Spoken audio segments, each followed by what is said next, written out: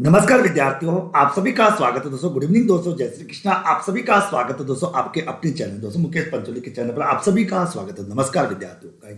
जैसा कि आप सभी विद्यार्थियों को बताया दोस्तों, 1 जनवरी 2021 से मेरे द्वारा रीट लेवल 1 के विद्यार्थियों के लिए पर्यावरण को लेकर दोस्तों जो क्लासेस शुरू की गई है, जिसमें मैं आपको रात्रि 10:15 बजे मित्रों रिवीजन कराता रहता हूँ।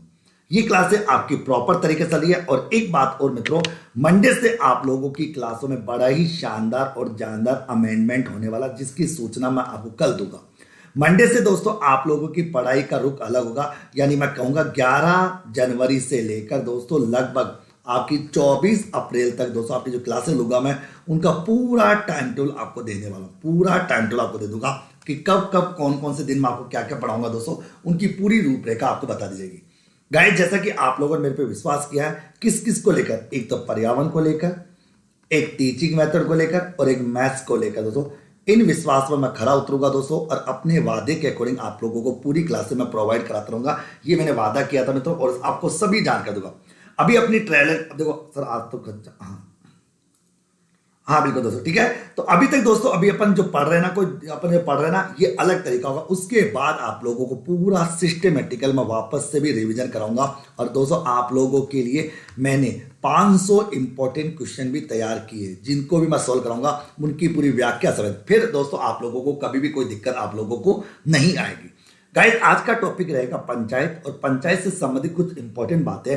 और मैं आपको पहले बता दूं दोस्तों, जो बुक है ये बुक सभी के हाथों में होनी चाहिए। तो ये बुक आप सभी लोगों के हाथों में होनी चाहिए। जिन्होंने बुक को खरीद लिया दोस्तों, बुक को अपने पास रखना, क्योंकि बुक में मैं 2-3 करेक्शन कराऊंगा, जिनके बारे में आपको दोबारा पढ़ लेना।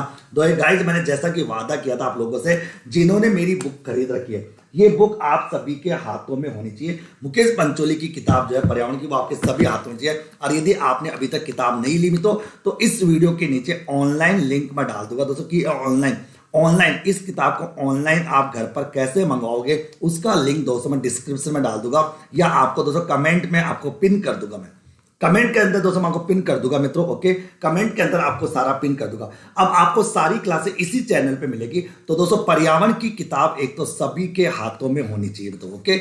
इस बुक में से आपको सारी चीजें बताऊंगा, और इस बुक में जो भी चीज है उसको आप करेक्शन कर लेना मित्रों, क्योंकि पंचायती राज व्यवस्था में दोस्तों बहुत सारा अमेंडमेंट है। उन अमेंडमेंट हम तो अमेंडमेंट करके अपन बात करेंगे, ओके गाइस। अब देखिए, सुनिए। तो गाइस, अब मैं कमेंट को बंद करने वाला हूं। एक बात दोस्तों, 2-3 काम कर दो। एक तो दोस्तों वीडियो को लाइक कर दो, और एक वीडियो को शेयर कर दो। ये 2 काम अब कर दो, अगर आपको ठीक लगे तो लेके, ओके मित्रों। तो गाइस कमेंट ऑफ कर, बिल्कुल दोस्तों मैं कमेंट ऑफ कर रहा हूं, अभी थोड़ी देर में कमेंट ऑफ कर रहा हूं, कमेंट ऑफ करने वाला हूं।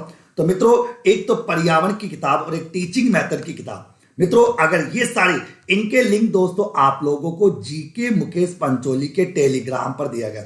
अगर अभी तक आप लोगों ने जीके मुकेश पंचोली का टेलीग्राम ज्वाइन नहीं किया मित्रों, तो ज्वाइन कर लेना दोस्तों। टेलीग्राम का लिंक आपको डिस्क्रिप्शन में मिल जाएगा, और नहीं मिलेगा तो दोस्तों आप सर्च कर लेना दोस्तों, आप लोगों को सारी। तो पर्यावरण की किताब एक तो दोस्तों ईवीएस की किताब आपके पास होनी चाहिए, और एक टीचिंग मेथड की किताब। ये 2 किताबें मंडे तक आप लोगों के हाथों में होनी चाहिए, ओके। ये 2 किताबें दोस्तों मंडे को आपके हाथों में होनी चाहिए मित्रों, ओके। एक तो पर्यावरण की किताब और एक टीचिंग मेथड की, ओके। अब मैं कमेंट को कर रहा हूं बंद मित्रों, और सभी लोग वीडियो को शेयर और लाइक कर दीजिए मित्रों, ओके। और एक बात सुनिए, बिल्कुल कमेंट को बंद कर रहा हूं, ये लोग कमेंट बंद। और कमेंट बंद करके अपन पढ़ेंगे दोस्तों शानदार और जानदार तरीके से, क्लास को अपन पढ़ने वाले, ओके गाइस। तो आजा मित्रों, क्लियर। ये मैं कमेंट को बंद कर देता हूं, कमेंट हो गए बंद, बिल्कुल दोस्तों। और ये मैं कर दिया रिफ्रेश। अब चलते आगे, अब चलते। गाइस, आज का टॉपिक है आप लोगों का दोस्तों पंचायतों के बारे में। शानदार तरीके से सुनना मित्रों, एक एक बातों को सुनना। इसमें 3-4 अमेंडमेंट हुए, उन अमेंडमेंट्स के बारे में भी मैं आपके सामने चर्चा करने जाऊंगा। सबसे पहले दोस्तों, जब भी अपन पंचायती राज व्यवस्थाओं को पढ़ते हैं, तो आप लोगों के सामने कुछ इंपॉर्टेंट पॉइंट्स आते हैं, जिनको आपको समझना होता है। जैसे संवैधानिक प्रावधान की बात करूं, संवैधानिक प्रावधान, तो संवैधानिक प्रावधानों में जब अपन पंचायतों की बात करते हैं, तो मैं कहता हूं कि भारतीय संविधान का जो भाग नंबर 4 है, जो नीति निर्देशक तत्वों से संबंधित है, उसके अनुच्छेद 40 में दोस्तों एक बात कही गई है। क्या बात कही गई है? कि राज्य सरकार सत्ता का क्या कर सकती है, विकेंद्रीकरण कर सकती है, यानी अपनी सत्ता को डिवाइड कर सकती है, सत्ता को बांट सकती है। ये बात दोस्तों भारतीय संविधान के भाग 4 नीति निर्देशक के तत्वों के अनुच्छेद 44 में दी गई। मित्रों मेरे लेक्चर को पूरा सुनना, इस 1 घंटे की क्लास को आप लोग पूरा अच्छे से सुनना। पूरी क्लास सुनने के बाद आप लोगों को दोबारा पंचायत राज पढ़ने की जरूरत नहीं होगी, ये ध्यान रखना। किताब आपके हाथों के सामने होनी चाहिए। किताब दोस्तों आपके हाथों के सामने होनी चाहिए, अपने हाथों पे किताब को रखना। बुक के अंदर मैं आपको बताता जाऊंगा दोस्तों, और रिवीजन करना। ये रिवीजन क्लास है मित्रों, प्लीज दोस्तों मैंने जो वादा किया उस वादे को निभाने के लिए एक तो आपके हाथों में सारी किताब होनी चाहिए। किताब अगर नहीं लिए तो दोस्तों जीके मुकेश पंचोली के टेलीग्राम पर मैंने लिंक डाल कर वहां से लेना। ओके, तो भारतीय संविधान के भाग 4 के अंतर्गत नीति निर्देशक तत्वों के अनुसार अनुच्छेद 40 के तहत राज्य सरकार सत्ता का क्या कर सकती है, विकेंद्रीकरण कर सकती है। एक तो ये ध्यान रखना। साथ साथ दोस्तों पंचायतों की जब बात आती है तो पंचायतों भारतीय संविधान का जो भाग नंबर 9 है, भाग नंबर 9 है, और अनुसूची नंबर 11 भाग नंबर 9 की भाग नंबर 9 के तहत अनुच्छेद 243 के अंतर्गत भी दोस्तों पंचायती राज व्यवस्थाओं का उल्लेख किया गया। अब बात को सुनना मित्रों, देखो मेरी बात को सुनना, यहां से बच्चे बड़े कंफ्यूज होते हैं। भाग नंबर 4 में तो नीति निर्देशक तत्वों के तहत अनुच्छेद 40 में यह कह दिया कि राज्य सरकार जो है वो सत्ता को क्या कर सकती है, बांट सकती है, सत्ता का विकेंद्रीकरण कर सकती है। यानी सत्ता को बांटने का काम राज्य सरकार को दिया गया, सत्ता का विकेंद्रीकरण किया जा सकता है। ये बात अनुच्छेद नंबर 40 में दी गई है। जबकि पंचायतों का उल्लेख है, पंचायती राज व्यवस्थाओं का उल्लेख भारतीय संविधान के भाग नंबर 9 में दिया गया। यानी भाग नंबर 9 में पंचायती राज व्यवस्थाओं के बारे में बताया गया, और ये कहा गया मित्रों आप लोगों को कि अनुच्छेद 243 के तहत पंचायती राज व्यवस्थाओं का उल्लेख है, और संविधान की 11वीं अनुसूची के अंतर्गत ऐसा प्रावधान यहां पर किया गया मित्रों के आगे। एक तो ये बात आपको ध्यान रखना, तो अनुसूची 11 भाग नंबर 2 अनुच्छेद नंबर 243 के तहत पंचायती राज व्यवस्थाओं का उल्लेख किया गया, और सत्ता के विकेंद्रीकरण की बात है वो अनुच्छेद 40 के अंतर्गत भाग नंबर 4 के अंतर्गत बताया गया कि राज्य सरकार सत्ता को क्या कर सकती है, अलग अलग भागों में क्या कर सकती है, बांट सकती है। ये बात तो आपको समझ में आ गई होगी, और इसको आपने अच्छे से नोट भी कर लिया होगा, और आपने नोट कर भी रखा होगा। ओके, फिर आता कुछ इंपॉर्टेंट बातें में तो कि पंचायत राज का जनक, पंचायती राज व्यवस्थाओं का वैसे जनक है वो लॉर्ड रिपन को मानते, जिन्होंने 1882 में पंचायती राज व्यवस्थाओं के बारे में बताया था। लेक्चर को पूरा सुनना, वीडियो को शेयर कर देना और लाइक जरूर कर देना मित्रों। क्या आगे, तो पंचायती राज व्यवस्थाओं का जो जनक है वो लॉर्ड रिपन को माना जाता है, जिन्होंने 1882 में पंचायती राजों के बारे में बताया था। और इस टॉपिक में दोस्तों तुम्हारे मन में बहुत सारी जिज्ञासाएं रहती हैं, उनको आज मैं सारी जिज्ञासाओं को शांत करूंगा, इसलिए शांति सुनते जाना। कमेंट को मैंने इसलिए बंद कर दिया कि फालतू पंचायत बंद। आगे, लेकिन आधुनिक पंचायत राज व्यवस्थाओं का जनक है वो राजीव गांधी को मानते हैं। ओके, स्वर्गीय राजीव गांधी को आधुनिक पंचायत राज व्यवस्थाओं का जनक माना जाता है। और मित्रों पंचायती राज व्यवस्थाओं की विचारधारा जो किसने दी, महात्मा गांधी। इनका कॉन्सेप्ट देने वाला व्यक्ति कौन है मित्रों, महात्मा गांधी। तो 3 लोगों के नाम आप लोगों को मुंह जबानी याद होने चाहिए। एक तो मतलब पंचायती राज व्यवस्थाओं का जनक लॉर्ड रिपन को माना जाता है 1882 में। आधुनिक पंचायती राज व्यवस्थाओं का जनक राजीव गांधी को माना जाता है, तो राजीव गांधी को अपन मानते हैं। और पंचायती राज व्यवस्थाओं की विचारधारा किसने दी, महात्मा गांधी जी के द्वारा दी गई। ओके फिर होता क्या है मित्रों कि जब भारत सरकार की दूसरी पंचवर्षीय योजना बन रही थी, सुना मैं तुम्हें क्या कर रहा हूं, भारत सरकार की दूसरी पंचवर्षीय योजना जिसका कार्यकाल था 1956 से लेकर 1961 तक का, उसी दौरान क्या हुआ मित्रों, देश में सामाजिकता को बढ़ावा देने के लिए और देश में सत्ता के विकेंद्रीकरण की बात रखी गई थी उस दूसरी पंचवर्षीय योजना में। भारत सरकार की दूसरी पंचवर्षीय योजना में दोस्तों सत्ता के विकेंद्रीकरण का मुद्दा रखा गया कि सत्ता का विकेंद्रीकरण कर दिया जाएगा। और इसी संदर्भ में सेंट्रल गवर्नमेंट ने क्या किया, जनवरी 1957 में एक समिति का गठन किया गया। उस समिति का नाम बलवंत राय समिति, जो बलवंत राय मेहता की अध्यक्षता में बनी थी। बिल्कुल सही है, इस समिति ने गठित तो हुई थी जनवरी 1957 में। ये समिति बनी कब थी, जनवरी 1957 में। और इस समिति ने अपनी रिपोर्ट कब दी थी, 24 नवंबर 1957 को ये रिपोर्ट दे दी थी। और इस रिपोर्ट में उसने त्रिस्तरीय व्यवस्था की बात की गई, 3 स्तर बताए गए। वो 3 स्तर कौन कौन से, एक ग्राम स्तर बताया में, तो कि एक तो ग्राम स्तर पर व्यवस्था होनी चाहिए, एक आपका ब्लॉक स्तर पर होना चाहिए, और एक आपका जिला स्तर पर होना चाहिए। 3 स्तर की व्यवस्था करने की बात बलवंत राय मेहता समिति ने बता दी। गाइस रीड लेवल 1 के हिसाब से सारी बातें सुनना। और मित्रों मंडे से जो तुम्हारे लिए मैं करने जा रहा हूं उसकी तुम कल्पना भी नहीं कर सकते दोस्तों, ऐसा आपके लिए मैं करने जा रहा हूं। मैं बोलूंगा नहीं तो करके दिखाऊंगा। मंडे से तुम्हारे लिए दोस्तों रीड वाले विद्यार्थियों के लिए जो मैं कर रहा हूं ना, आप लोग याद रखोगे कि यार सर ने भी दोस्तों बिना किसी कार्य के सेवा भाव से आपके लिए ऐसा किया। तो जनवरी 1957 में मित्रों बलवंत राय मेहता समिति का गठन किया गया। अब मुद्दा यह आता है कि क्यों गठित किया गया भाई बलवंत राय मेहता समिति का गठन क्यों किया गया, ये तो बड़ी बात है। तो मेरे प्यारे विद्यार्थियों, इसलिए किया गया क्योंकि उस समय भारत सरकार की दूसरी पंचवर्षीय योजना चली थी। और दूसरी पंचवर्षीय योजना के तहत क्या हुआ मित्रों, दूसरी पंचवर्षीय योजना के तहत मेरे प्यारे विद्यार्थियों हुआ क्या कि देश में दोस्तों सामाजिकता पर बल देने की बात की गई कि देश में सामाजिकता पर बल देने का प्रावधान किया गया कि देश में सामाजिकता पर बल दिया जाएगा, ये बात कही गई। 24 नवंबर 1957 को 24 नवंबर 1957 को क्या हुआ मित्रों कि इस समिति ने अपनी रिपोर्ट दी और उस रिपोर्ट में त्रिस्तरीय व्यवस्था बताई। एक ग्राम स्तर पर ग्राम पंचायत का गठन किया जाएगा, ओके, ब्लॉक स्तर पर पंचायत समिति बनाई जाएगी और जिला स्तर पर जिला परिषद का गठन किया जाएगा। ये बात इस समिति ने अपनी रिपोर्ट में कह दी। कोई बात नहीं, कह दी, बहुत अच्छा।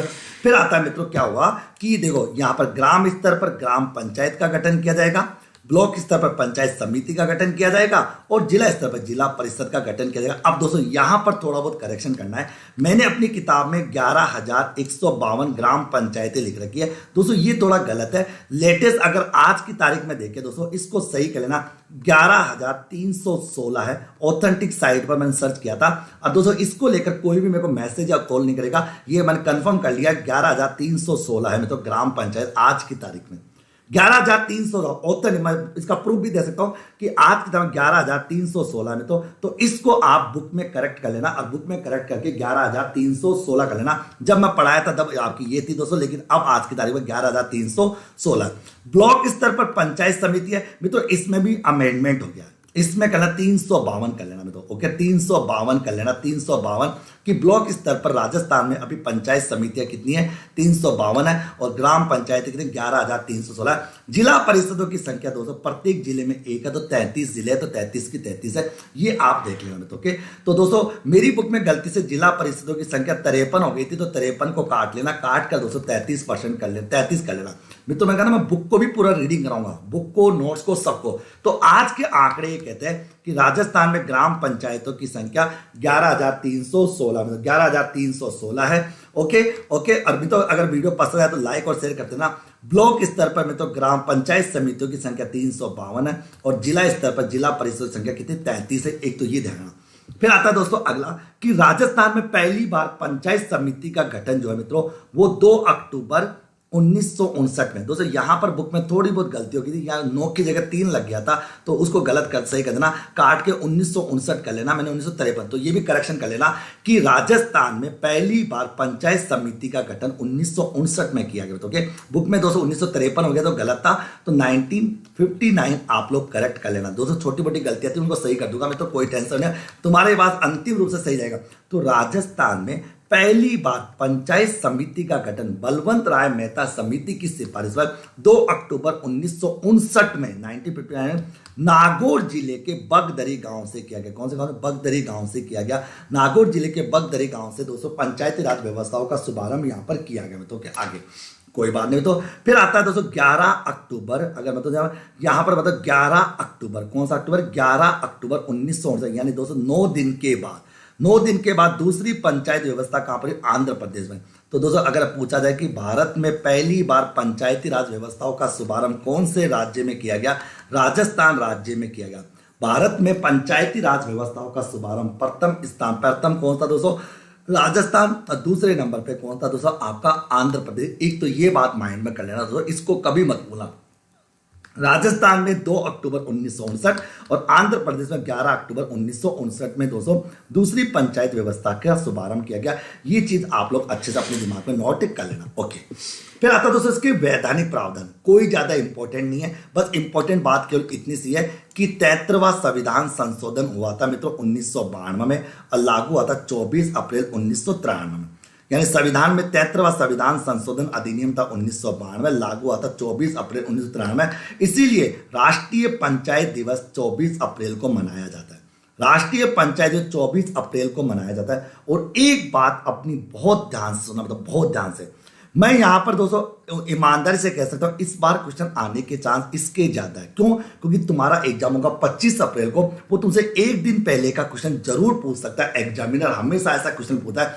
तो आप लोगों को क्या करना है कि कम से कम 24 अप्रैल 2021 में जो राष्ट्रीय पंचायत दिवस मनाया जाएगा उसकी थीम आप लोग याद करके जरूर जाना। या तो मैं बताऊंगा तुमको एग्जाम के समय मैं बता दूंगा मित्रों, उसकी थीम जरूर याद कर जाना मित्रों, ये क्वेश्चन जरूर बनेगा, ये मेरा दिल कह रहा है दोस्तों, यही क्वेश्चन बनने के चांस है। क्यों? अगर एग्जाम 25 अप्रैल को तुम्हारा हो रहा है मित्रों, तो इस बार के लिए सबसे ज्यादा इंपॉर्टेंट क्वेश्चन यहीं से उठने वाला है, बाकी वो कुछ नहीं पूछेगा, क्योंकि पर्यावरण में दोस्तों पुराने क्वेश्चन कम और लेटेस्ट क्वेश्चन ज्यादा पूछे जाते हैं। मित्रों सुनना मेरी बातों को, फिर कह रहा हूं सारी बातें सुन लेना, ये सारे वीडियो देख लेना, और मंडे से जो मैं तूफान लाने वाला हूं उसको जरूर देख लेना। तो इस बार का पंचायतों से संबंधित very very very important question यही होगा मित्रों, क्योंकि 25 अप्रैल से वो एक दिन पहले की घटना पूछेगा, वो पहले पेपर तैयार करके रखेगा, तो इसकी थीम भी पहले बन जाएगी, तो थीम आपको जरूर याद कर जाना। ओके, आगे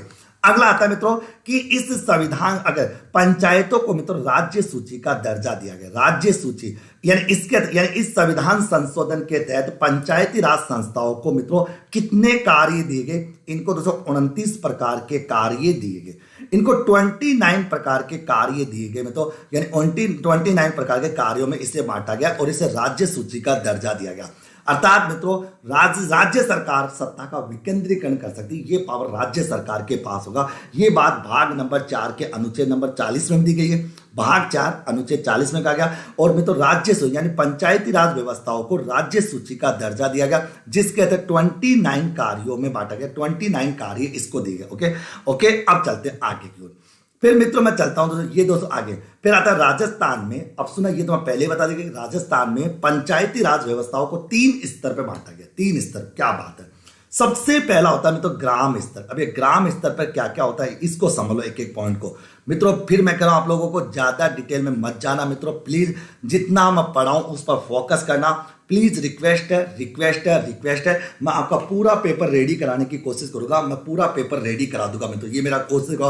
पूरी मेहनत आप लोग, जो मेहनत मैं कराऊंगा, बुक सबके हाथों में होनी चाहिए मित्रों, बुक सबके हाथों में होनी चाहिए। ध्यान, जो मेहनत मैं कराऊंगा उसको ध्यान।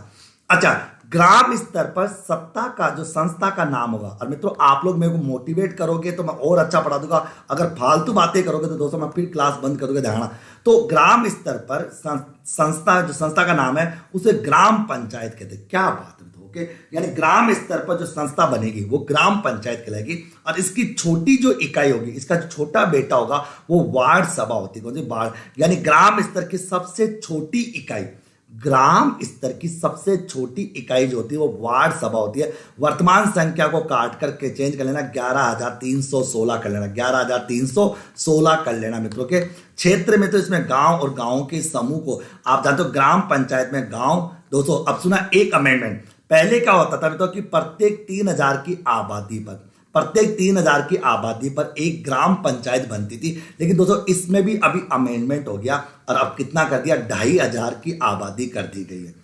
तो 2,500 की आबादी पर दोस्तों ये धारणा, ये भी थोड़ा अमेंडमेंट किया गया दोस्तों, इसको भी आप करेक्ट करना। पहले क्या होता था कि प्रत्येक 3,000 की आबादी पर मित्रों एक ग्राम पंचायत बनती थी, लेकिन मेरे प्यारे साथियों अभी मैंने दोस्तों क्या हुआ, एक पॉलिटिकल एक्सपर्ट था उनसे पूछा, उन्होंने कहा कि 2,500, तो 2,500 की जनसंख्या पर एक ग्राम पंचायत का गठन किया जाएगा। अगर नहीं है तो 2 या 2 से अधिक गांवों को मिलाकर दोस्तों एक ग्राम पंचायत बनाई जाएगी। तभी तो कहते हैं कि ग्राम स्तर पर जो ग्राम पंचायत होती है उसका क्षेत्र एक गांव हो सकता है या गांवों का समूह हो सकता है। मान लो किसी गांव में 2,500 लोग नहीं है, तो 2 गांवों को मिलाकर एक ग्राम पंचायत बनेगी वहां पर। तो इसीलिए दोस्तों इसका क्षेत्र गांव को भी और गांवों के समूह को भी शामिल किया जाता है, गांव और गांवों के समूह को इसके अंतर्गत शामिल किया जाता है।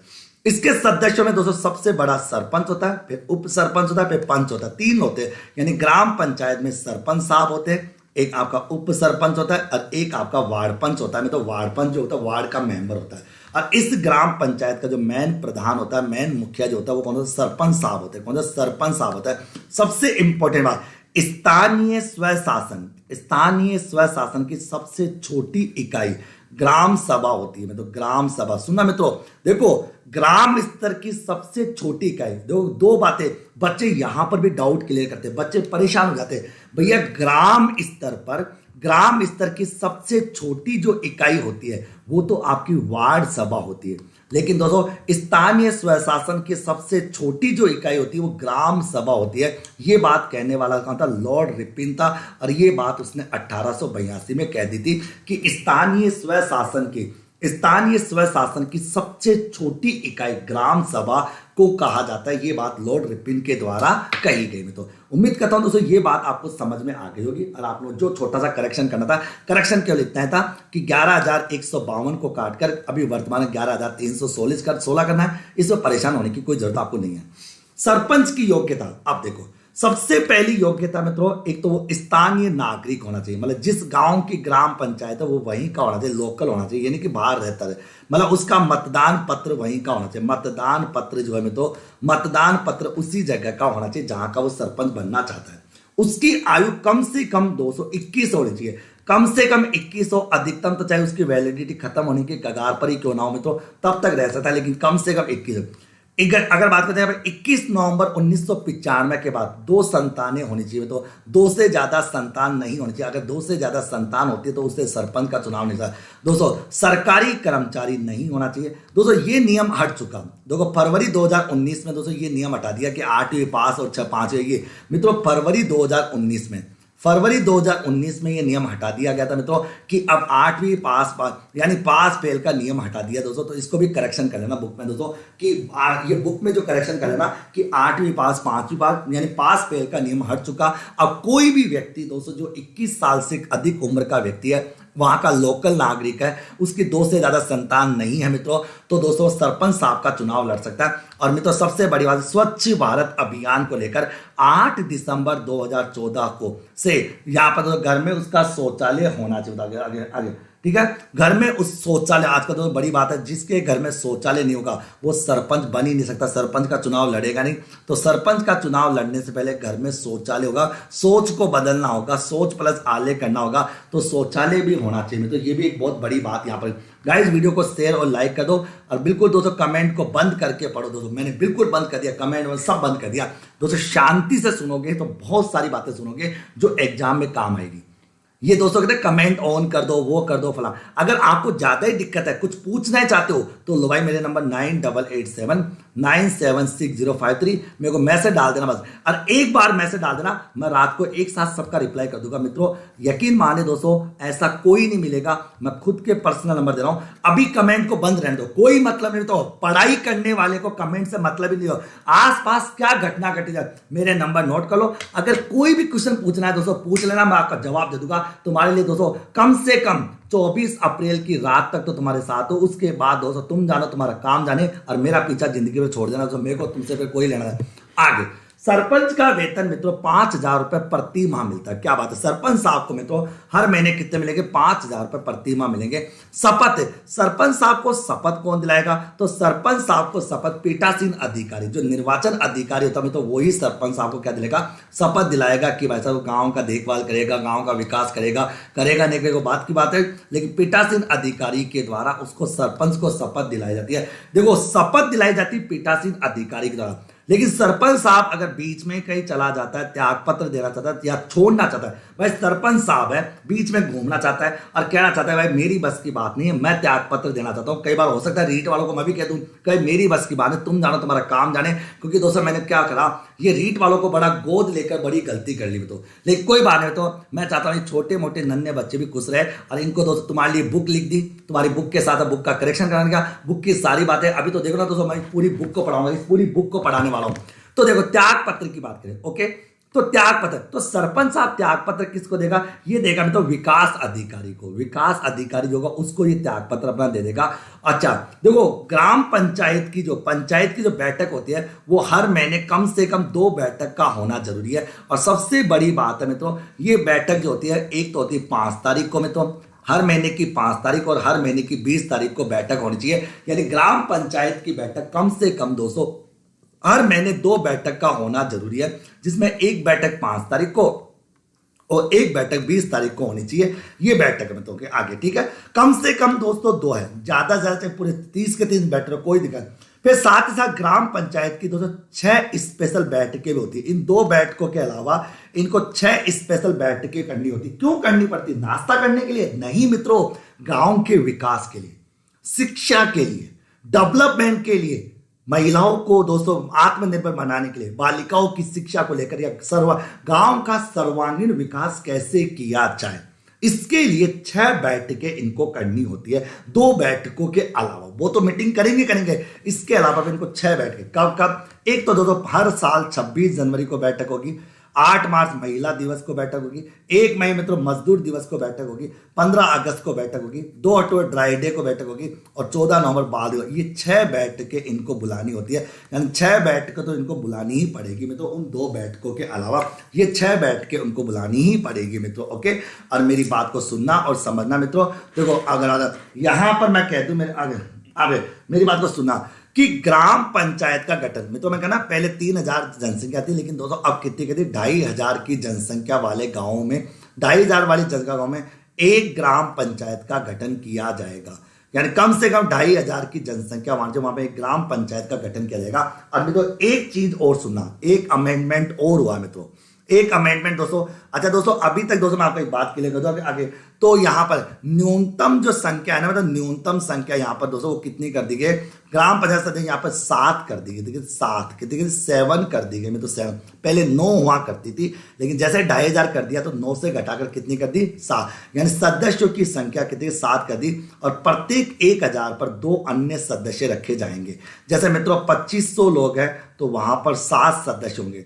जैसे मित्रों वहां पर 2700 2800 तो वहां पे 9 मेंबर हो जाएंगे। जैसे दोस्तों वहां पर 3600 होंगे तो 7 + 2 + 9 11 मेंबर हो जाएंगे। इस प्रकार आबादी बढ़ती जाएगी, सदस्यों की संख्या बढ़ती जाएगी, यानी प्रत्येक 1000 पर 2 मेंबर और जुड़ते जाएंगे। न्यूनतम सदस्य कितने? 7 तो होंगे ही होंगे। ये बात भी दोस्तों हमें, ये 2 अमेंडमेंट दोस्तों आप लोग और देख लेना मित्रों, क्योंकि ये मैंने अमेंडमेंट किया था। हालांकि दोस्तों मैं आपको फिर कहता हूं, मैंने इनको पूछा था दोस्तों, जितने एक्शन उनसे पूछ लिया, सबने बता दिया अमेंडमेंट। तो ये अमेंडमेंट हुए दोस्तों 2, इनको भी देख लेना। क्योंकि मित्रों ग्राम जो पंचायत है, पंचायतों में अमेंडमेंट होते रहते हैं, लेकिन अभी के अमेंडमेंट आपको बता चुका, तो परेशान मत होना मित्रों। ये मतलब सर आप पहले क्या अभी क्या, जो कोई करंट है, चीजें चेंज होती है, जुड़ती है, करती है, तो इन चीजों पर थोड़ा बहुत अपडेट अपने को रहना पड़ेगा। और वैसे मैं बता दिया दोस्तों 24 अप्रैल बस याद रखना, 24 अप्रैल बस याद रखना, इस तारीख को याद रखना। तुम्हारा बड़ा पड़ा, मैं कह रहा हूं भगवान से दुआ करता हूं बेड़ा पार हो जाएगा मित्रों। ओके, अब बात करते हैं ये अपना त्याग पत्र किसको देगा। भाई देखो पद रिक्त कैसे होगा? पद रिक्त होगा मित्रों, देखो पद रिक्त होगा या तो त्याग पत्र दे दे।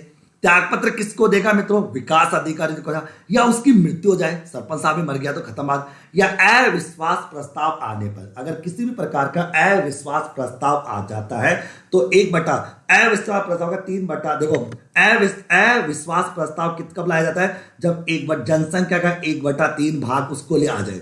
अगर जनसंख्या का 1/3 कहता है कि नहीं अविश्वास प्रस्ताव आना चाहिए, तो वहां पर अविश्वास प्रस्ताव के माध्यम से हटाया जा सकता है, और 3/4 बहुमत के आधार पर पद से भी उसे हटाया जा सकता है। ये पद रिक्त की बात आती है।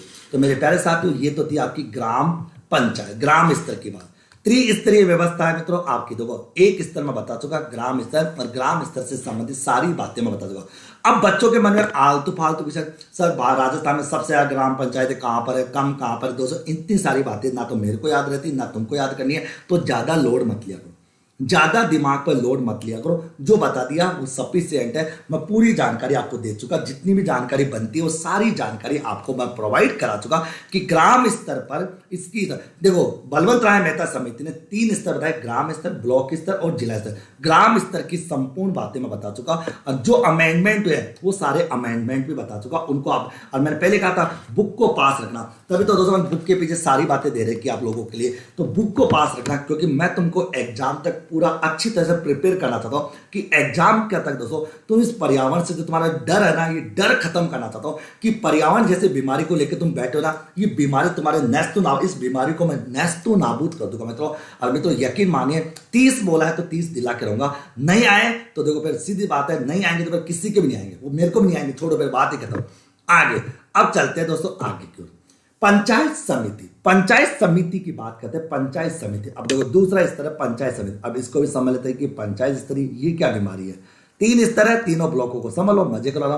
तो पंचायत स्तर, पहली बात तो पंचायत समिति का गठन में तो कौन से स्तर होता है? ब्लॉक स्तर पर इसे गठित किया गया। अब इसको खंड स्तर बोल लो, इसको ब्लॉक स्तर बोलो या तालुका बोलो, एक ही बात है। भाई इसको पंचायत समिति का जो स्तर होता है वो खंड स्तर होता है, इसको आप ब्लॉक स्तर बोलो, खंड स्तर या तालुका स्तर बोलो, एक ही बात है दोस्तों। ओके, इसको एक ही बात के अंतर्गत अपन शामिल करते हैं। तो मतलब पंचायत समिति का जो गठन है वो ब्लॉक स्तर पर, खंड स्तर पर और तालुका स्तर पर है। तो ओके गाइस, एक बार वीडियो को शेयर कर दो अगर आपको ठीक लगता है तो। नहीं कोई बात नहीं दोस्तों, क्योंकि मैं चाहता हूं दोस्तों कि राजस्थान के प्रत्येक विद्यार्थियों के पास एक क्लास है जिससे विद्यार्थी आसानी से पढ़ सके और विद्यार्थी आसानी से क्लास को ज्वाइन कर सके। और गाइस सीधी सी बात है, प्रत्येक विद्यार्थी कम से कम एक लाइक तो करना ही चाहिए। तो अगर एक लाइक नहीं करते मित्रों, मैंने आपसे कोई फीस तो मांगी नहीं, मैं तुमको फीस जमा कराओ ये कराओ वो तो मैंने तुमसे मांगी नहीं। जब तुमसे फीस नहीं मांग रहा मित्रों, तो आप लोग लाइक करने में किस बात की कंजूसाई करें? लाइक करने में कंजूसाई आप लोगों के मन में नहीं होनी चाहिए। मैंने आपसे फीस नहीं मांगी, मैंने केवल एक लाइक मांगा कि एक लाइक बनता है दोस्तों क्लास के लिए। अगर अच्छी लगती है तो तुम लोग लाइक करोगे, कमेंट करो। मैंने कहा तो जितने अच्छे कमेंट तुम करोगे मैं उतना ज्यादा मोटिवेट तुम्हारे साथ होगा। ओके, आगे चले।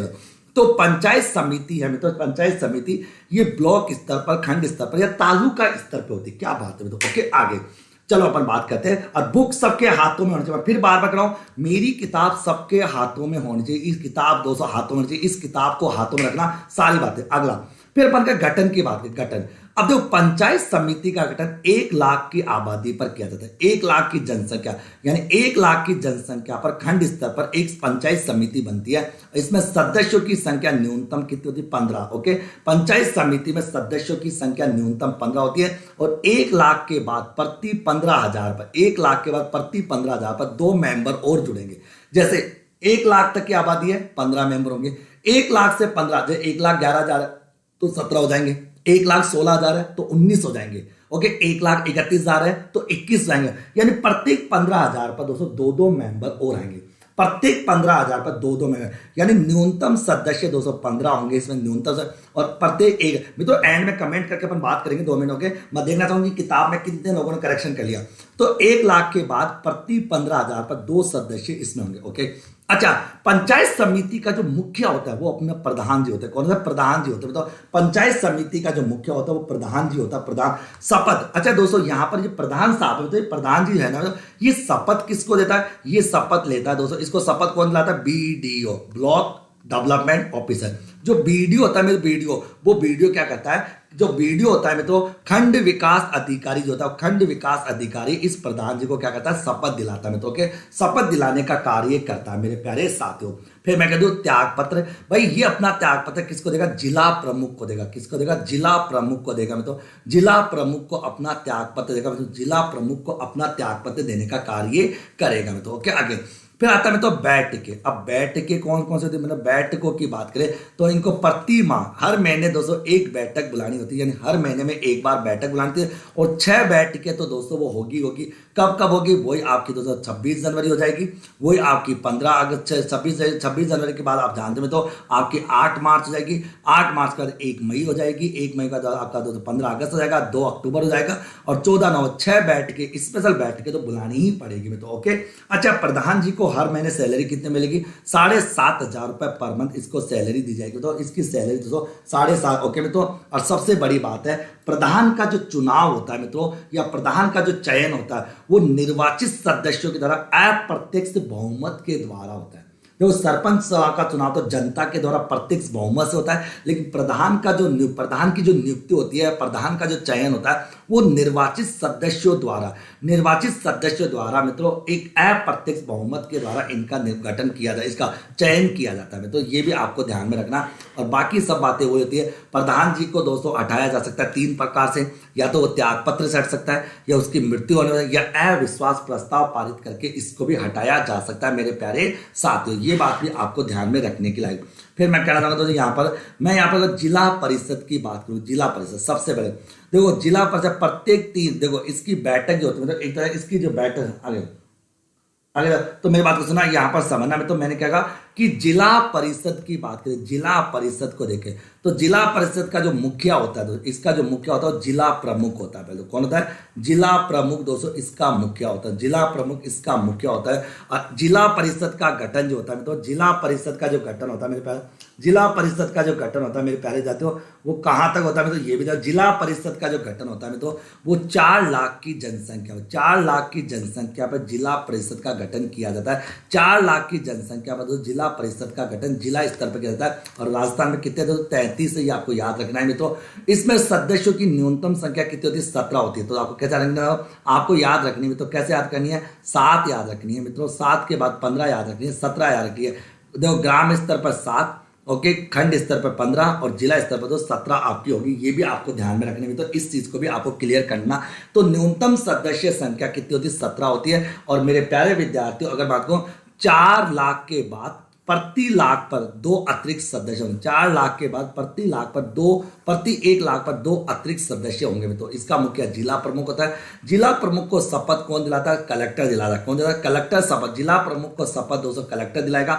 ये अपना त्याग पत्र किसका? संभागीय आयुक्त को देगा। संभागीय आयुक्त को अपना त्याग पत्र यहाँ पर देने का कार्य ये करेगा मेरे प्यारे साथियों। यहाँ पर जिला प्रमुख की योग्यता बात है, न्यूनतम योग्यता सबकी 21 साल, 21 साल और 21 साल होती है। वहां पर कोई दिक्कत आप लोगों के मन में नहीं आनी चाहिए। तो यहां तक की बात भी आप लोगों के दिलो दिमाग में कहीं पर भी नहीं आनी चाहिए।